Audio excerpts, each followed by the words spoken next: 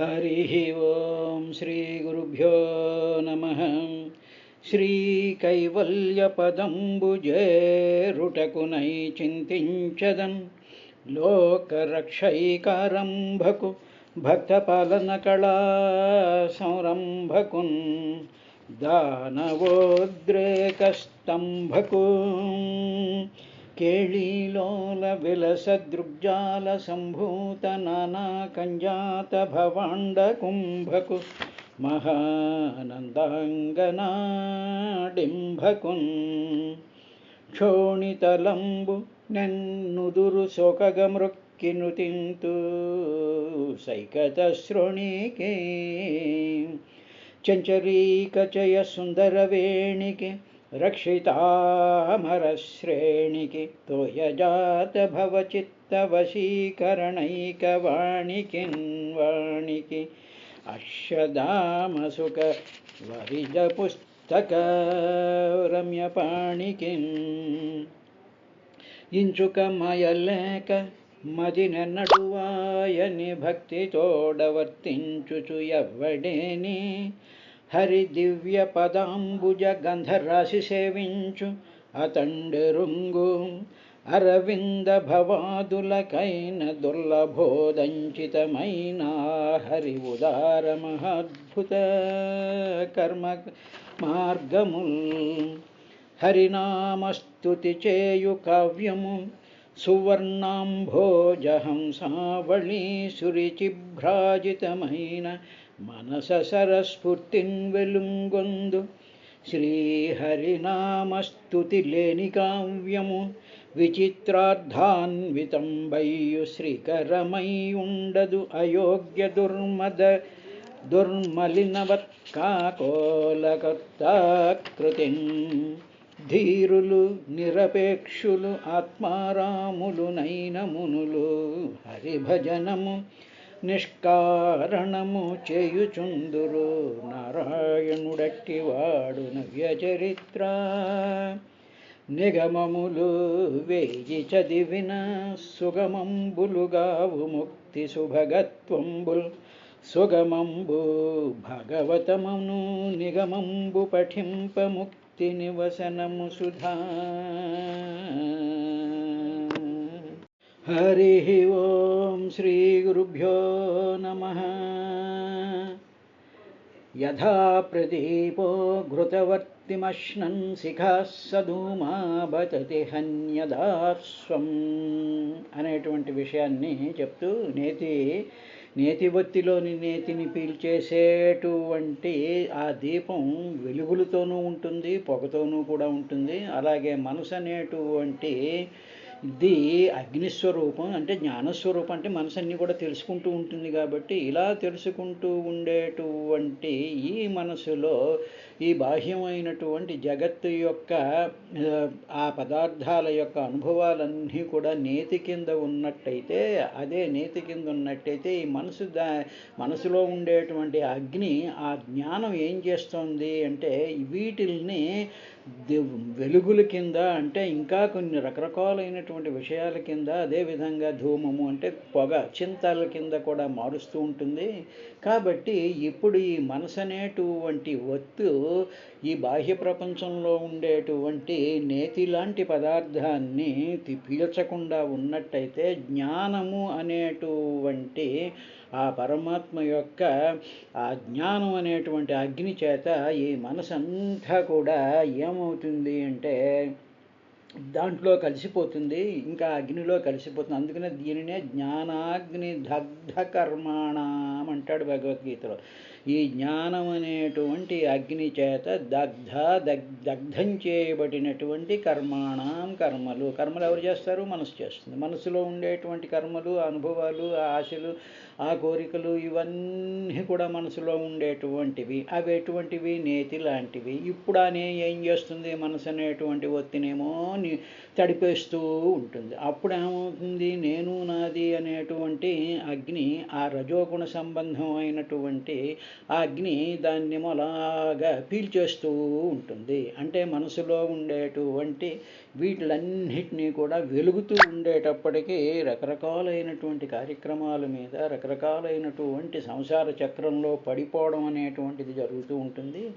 కాబట్టి ఇప్పుడు వాటిని కంట్రోల్ చేసుకున్నట్లయితే అప్పుడు ఏమవుతుంది అంటే దాంట్లోనే పూర్తిగా జ్ఞానాగ్నిదగ్ధ కర్మాణం అయిపోతుంది అనేటువంటి విషయాన్ని చెప్పిన తర్వాత ఇప్పుడు మిగతా శ్లోకాలలో పంచమస్కంధం అధ్యాయం 11లో ఇప్పుడు క్షేత్రజ్ఞుడు అనేటువంటి ఒక విషయాన్ని చాలా క్లియర్గా క్లారిఫై చేస్తూ 2-3 శ్లోకాలని ఆ రాహుగణుడికి ఈ జడభరతుడు చెప్పాడయ్యా అని చెప్పి సుఖబ్రహ్మ పరీక్షన్ మహారాజుకి చెప్పినటువంటి ఈ ఆధ్యాత్మికమైనటువంటి అసలైనటువంటి చాలా సింపుల్గా ఉండేటువంటి ఆలోచనకు అందేటువంటి తత్వాన్ని నైమిసారణ్యంలో సూత మహర్షి సౌనికాది మహర్షులకి వివరిస్తూ ఉండేటువంటి దాంట్లో ఉన్నాం.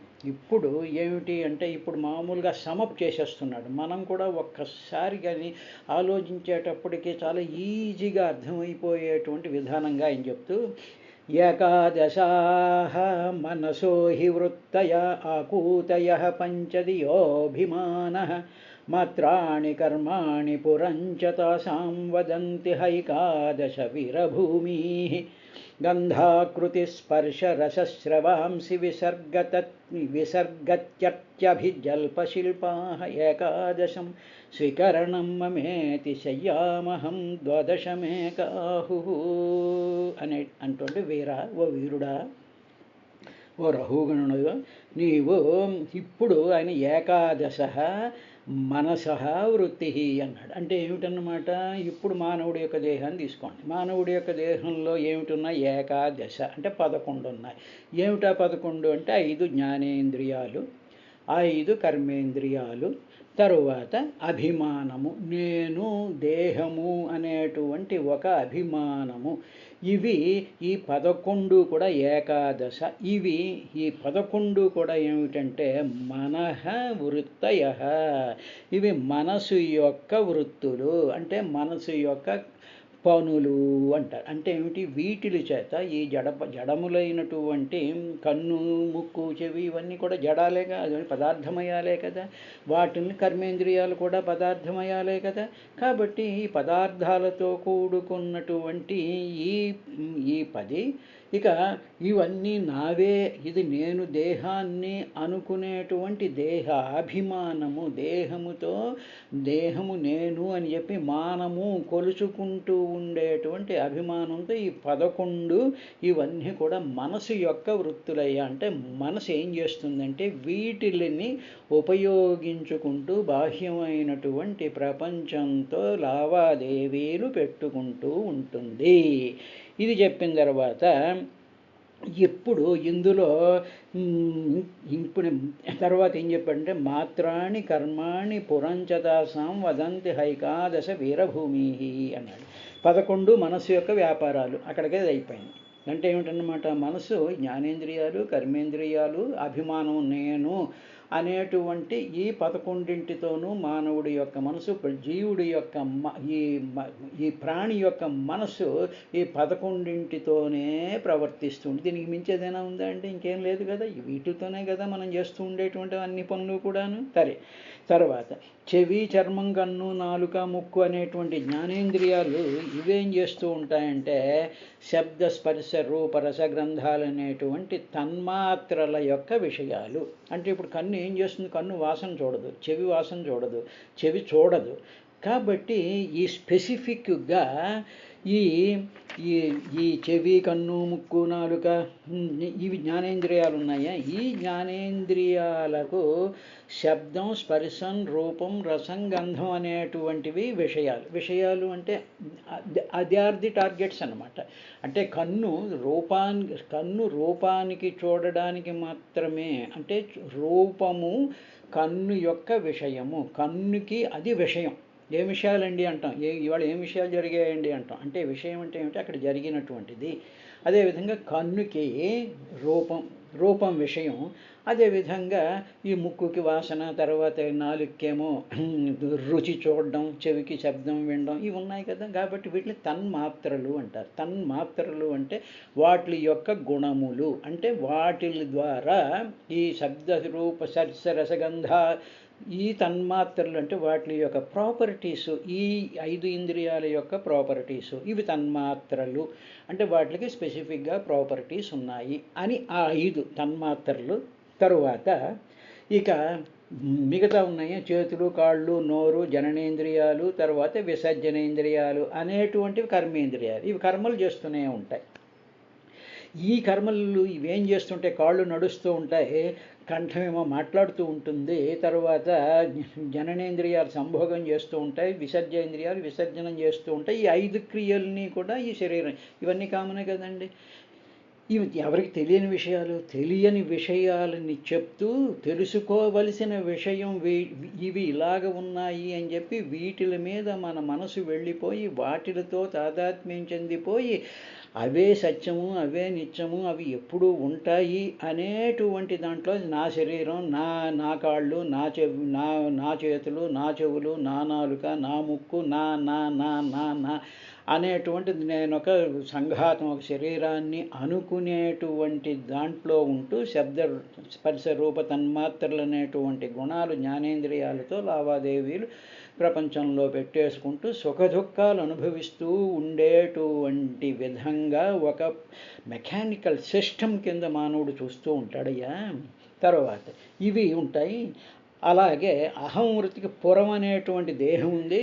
ఇప్పుడు ఏమిటన్నమాట, ఈ రూపగంధాలు ఇవి, తర్వాత ఏమో 5 కర్మేంద్రియాలు, ఈ కర్మేంద్రియాలు చేసేటువంటి పనులు, తర్వాత నడవడం, మాట్లాడడం, పుచ్చుకోవడం, విసర్జనం, సంభోగం, ఇవి ఉన్నాయి చూసా, ఈ కర్మేంద్రియాలు చేసేవి ఇవి.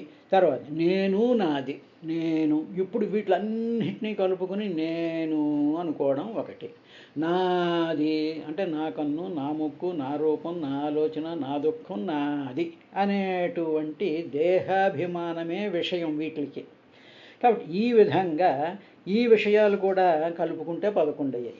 ఈ విషయాల్ని కలుపుకుంటే శబ్ద స్పర్శ రూప రసగంధాలు అనేటువంటి 5 విషయాలు, they are the properties, they are the things taking advantage of that ఈ జ్ఞానేంద్రియాలు పనిచేస్తూ ఉంటాయి అవన్నమాట.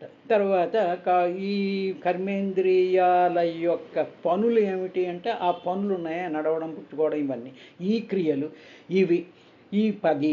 తర్వాత అహం వృత్తి, నేను, నాది అంటే ఏమిటి, ఈ శబ్దస్పర్శ రూపరస గ్రంథాలు అనేటువంటివి ప్లస్ పుచ్చుకోవడం, నడవడం, మాట్లాడడం, సంభోగం, విసర్జనం అనేటువంటి 5 క్రియలు, ఈ 5 10 ఇవి నేను, నాది, ఈ విధంగా నేను చేస్తున్నాను, ఇవి నావి అనేటువంటివి కలిసి ఇవన్నీ కలుపుకుంటే మొత్తం 12.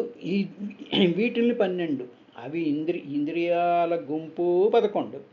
ఇవి చేసేటువంటి పనులు ఉన్నాయే, శబ్దాన్ని వినడం, ఈ పనులు ఉన్నాయి, ఈ పనులు ఇవి 12. అంటే నేను నాదితో కలుపుకుంటే ఈ 12 అని చెప్పి కొందరు ఏం చేస్తూ ఉంటారంటే లెక్క ఆ విధంగా చెప్తారు. తర్వాత ఏమో జ్ఞానేంద్రియాలు, కర్మేంద్రియాలు, అహంకారం అనేటువంటి 11 ఒక గుంపు, ఈ 10 11 చేసేటువంటి విషయాలని అవి 12.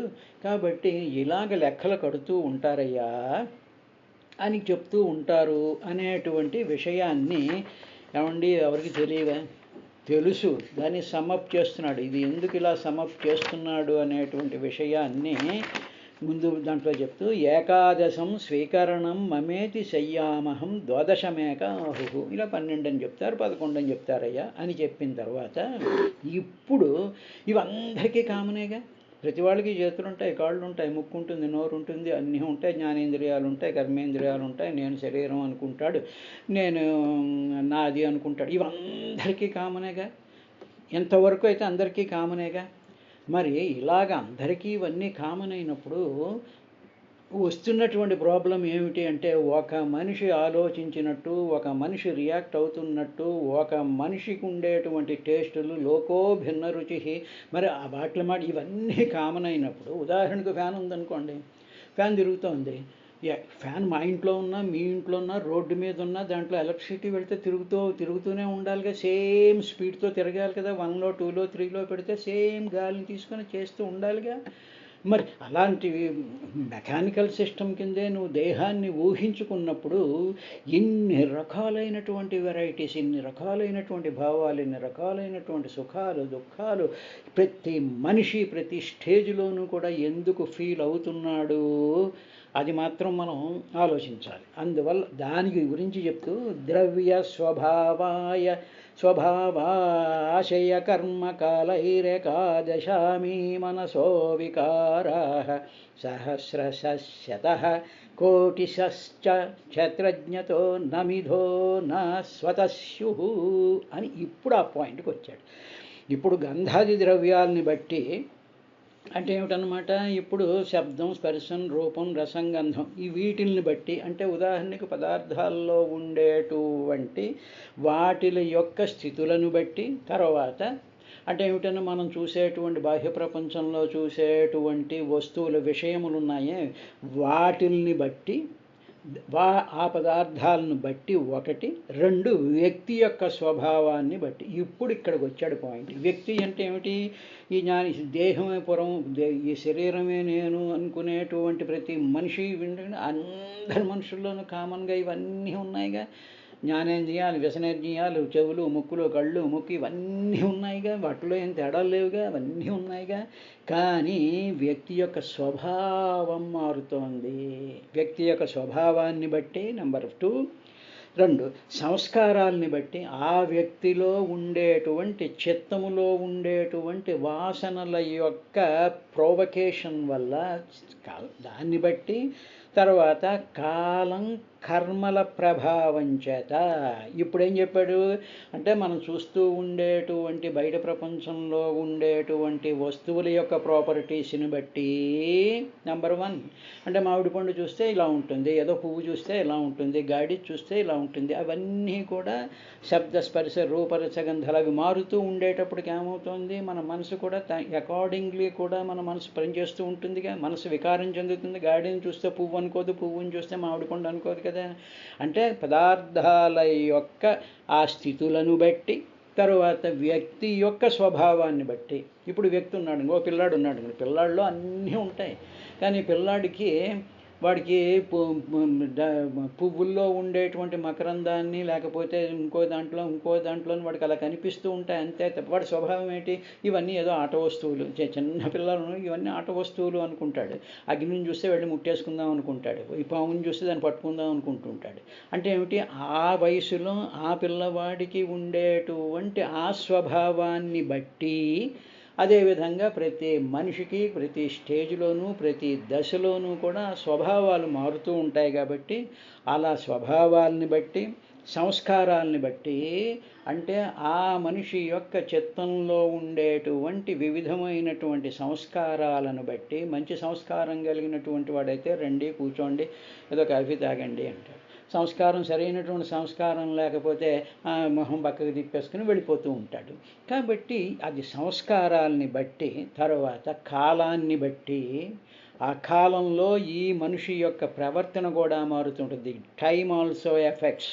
ఉదాహరణకి ఇప్పుడు ఎండాకాలం ఉందనుకోండి, ఎండాకాలం ఉంటే ఏంటవుతుంది, అప్పుడు వెంటనే మనం ఏసీలు వేసుకోవటం లేదు, ఫ్యాన్లు వేసుకోవటం లేదు, చల్లగా ఉండేటువంటి కూల్ డ్రింకులు తాగటం లేదు. ఇవన్నీ ఇలా తాగాలి, ఇలా చల్లగా ఉండాలి, ఈ ఎండలో తిరగకూడదు అనేటువంటి ఆ ఇన్స్ట్రక్షన్స్ ఎవరిస్తున్నారు, మనసు ఇస్తోంది కదా. కాలం బట్టి మనసు రియాక్ట్ అవుతోంది కదా. కాలాన్ని బట్టి, కర్మల ప్రభావం చేత, తర్వాత ఏమిటి, మనం చేసేటువంటి కర్మల యొక్క ఫలితాలను బట్టి కూడా ఏమిటంటే ఈ మనసు వికారాలు చెందుతూ ఉంటుంది. అంటే ది మైండ్ ఆల్వేస్ చంచలం అయిపోతూ ఉంటుంది. కాబట్టి ఈ మనసుని ఇన్ని ఎఫెక్ట్ చేస్తాయి. ఒకటేమో చూడబడేటువంటి పదార్థాల యొక్క గుణగణాలని బట్టి, తర్వాత వ్యక్తి యొక్క స్వభావాన్ని బట్టి, వ్యక్తిలో ఆ శరీరంలో ఆ మనసు ఉంది, ఆ వ్యక్తి యొక్క స్వభావాన్ని బట్టి, తర్వాత ఆ వ్యక్తిలో ఉండేటువంటి సంస్కారాలని బట్టి, కాలాన్ని బట్టి, వీడు చేసేటువంటి కర్మల యొక్క ఫలితాలు ప్రభావాలని బట్టి మనసు వికారాలు ఎన్ని చెందుతూ ఉంటుంది. సహస్ర శతశః సహస్రాది వికారాలు చెందుతూ ఉంటుంది. అంటే కొన్ని వందల రకాలైనటువంటి, వేల కోట్ల రకాలైనటువంటి వికారాలు చెందుతూనే ఉంటుంది. అంటే నిరంతరము కూడా. అందుకనే ఏమిటన్నాడు, ఎత్ర ఎత్ర ఎత్ర నిశ్చరతే మనశ్చంచలమస్థిరం మనశ్చంచలమస్థిరం ఎత్ర ఎత్ర నిశ్చరతి, ఎక్కడెక్కడైతే తిరుగుతూ ఉంటుందో ఆ మనసు ఏమిటంటే చంచలమస్థిరం, వెంటనే అస్థిరం అయిపోతుంది, అక్కడక్కడ తిరిగేస్తుంది. ఇలా కనిపించేటువంటి దృశ్యాలు కొన్ని వందల వేల కోట్లు ఉన్నాయి కాబట్టి వాటిని బట్టి మనసు కూడా అలాగా నిశ్చరతే చెందుతూ ఉంటుంది. అలాగా కోట్లాదిగా కూడా స్యూహు ఉంటుందయ్యా. ఇలాగ ఉంటుంది. బాగానంది, ఇది అందరికీ తెలిసిందే కదండి, చెప్పిందే మళ్ళీ చెప్తే. భగవద్గీత చూశారంటే మొదట సాంఖ్యయోగం నుంచి చివరి వరకు చెప్పిందే చెప్తాడు. 720 శ్లోకాల్లో చెప్పిందే చెప్తాడు. మనసు చంచలం అంటాడు, ఆత్మ నిత్యం అంటాడు, ఆత్మని ఏమీ చేయలేదంటాడు. ఇన్ని 700 శ్లోకాలు చెప్పాలండి. అందుకని చెప్పిందే కాదు. చెప్పిందే ఎందుకు చెప్తారు అంటే, ఎందుకు సాగదీస్తారు అంటే, దానిని మనం మననం చేసుకోవడానికి, దానిని మనం అన్వయించుకోవడానికి, మనం రియాక్ట్ అవుతూ ఉండేటువంటి సందర్భంలో మనం ఈ చెప్పిందే వినడం వల్ల దాన్ని అభ్యాసము అంటారు. అలాగ అభ్యాసం చేయడం వల్ల వైరాగ్యం వచ్చి మనం ఏం చెయ్యాలి అనేటువంటి ఇన్స్ట్రక్షన్స్ మన మనసు ఇస్తుంది కాబట్టే చెప్పిందే చెప్తూ ఉంటారు. దాన్ని సాగదీయడం అనరు. సాగదీయడం అనేటువంటిది ఏమిటంటే, నువ్వు చాలా మంచివాడివి నువ్వు చాలా మంచివాడివి అని చెప్పి అదే మాట 10 సార్లు చెప్తే సాగదీయడం అంటారు. కానీ మనసు పట్టుకోలేని, మనసు అన్వయించుకోలేని, మనసుకు అందనటువంటి, మనసు ఏ విధంగా ప్రయాణం చేయాలి అనేటువంటి విషయాల్ని రిపీటెడ్గా చెప్తే మనసులో అవి స్థిరంగా నిలవడం కోసమనే చెప్పిందే చెప్తూ ఉంటారు. ఈవెన్ సైన్స్ కూడా అదే చెప్తుంది కదా. సైన్స్లో ఏ ప్రిన్సిపల్ తీసుకుందా చెప్పిందే చెప్తారు. ఏమిటండి ఫిజిక్స్లో అంటే చెప్పిందే చెప్పాలి, మరి ఉన్నదే చెప్పాలి, అదన్నమాట. ఇప్పుడు ఇవన్నీ ఇలా ఉన్నాయి కదా, ఇటువంటి వాటిలన్నిటి ఇప్పుడు క్షేత్రజ్ఞుడు అనేటువంటి విషయానికి వస్తున్నాడు.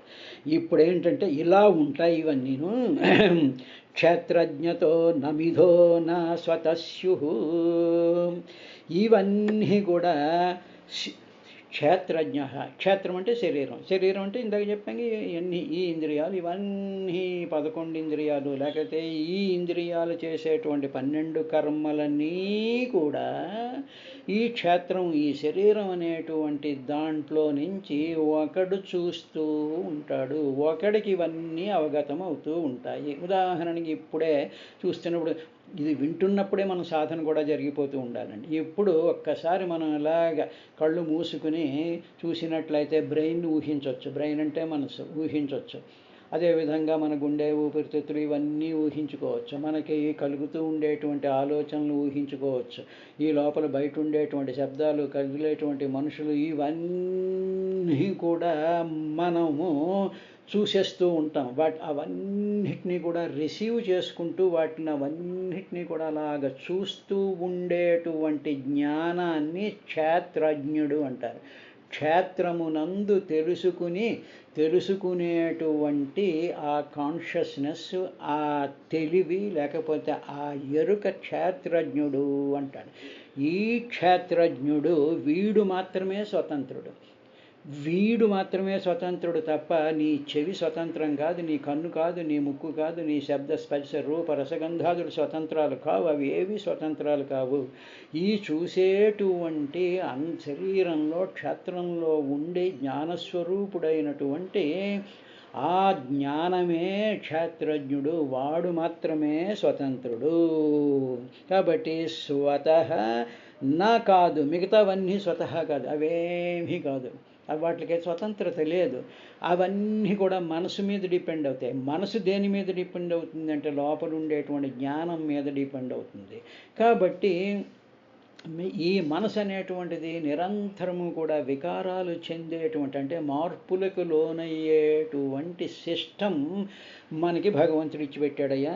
ఈ విధంగా ఉంటుంది. కానీ లోపలుండేటువంటి క్షేత్రజ్ఞుడున్నాడే, ఆ వెలుగున్నాడే, ఆ వెలుగు ఏమవుతోంది అంటే మన మనసు అనేటువంటి దానిని వెలిగిస్తుంది. వెంటనే ఆ వెలుగు ఎప్పుడైతే మన మనసు మీదకి ఈ కాంతి పడుతుందో అప్పుడు బ్రెయిన్లో ఉండేటువంటివన్నీ కూడా మనకు కనిపిస్తుంది. మనం వెంటనే లేచి ఏం పని చేయాలి, ఇప్పుడు ఏం చేయాలి, అవేం చేయాలి అని చెప్పి with the speed of light మనకి ఆ బ్రెయిన్ని వెలిగించి జ్ఞానేంద్రియాలని, కర్మేంద్రియాలని, మనసు అనేటువంటి ఇన్స్ట్రుమెంట్ ద్వారా ఎక్సైట్ చేసి మన చేత పనులు చేయించేటువంటి ఆ స్వతంత్రం కలిగినటువంటి వాడిని క్షేత్రజ్ఞుడు అంటారయ్యా.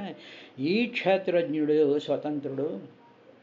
మిగతావి ఏవి స్వతంత్రత లేదు. మిగతా వాటికి ఏ విధమైనటువంటి స్వతంత్రత లేదు. స్వతంత్రత అండి ఇండిపెండెంట్ డెసిషన్. ఇప్పుడు ఏంటంటే ఉదాహరణ ఇండిపెండెన్స్ చెయ్యి అక్కడ నిప్పు ఉందనుకోండి, ఈ చెయ్యికి తెలుసా ఒక చెయ్యిని పట్టుకుని నా చెయ్యికి తెలుసండి దాన్ని ముట్టుకుంటే కాలుతుంది అని. నీ చెయ్యికి కాదు తెలుస్తా, చెయ్యికేం తెలియదు, దాని స్వతంత్రత లేదు. దానికి మనసు చెప్తుంది, ఆ మనసుకి ఆ జ్ఞానం చెప్తోంది. ఆ జ్ఞానం మనసుని ప్రొవోక్ చేసి అప్పుడు అది చేతికి వెళ్ళి చేతిని ముట్టుకుంటే చేయి కాలుతుంది అనేటువంటి విషయం చెప్తుంది. రేపటి కార్యక్రమంలో ఇంకా ఏం చెప్పాడు అనేటువంటి విశేషాన్ని చూద్దాం.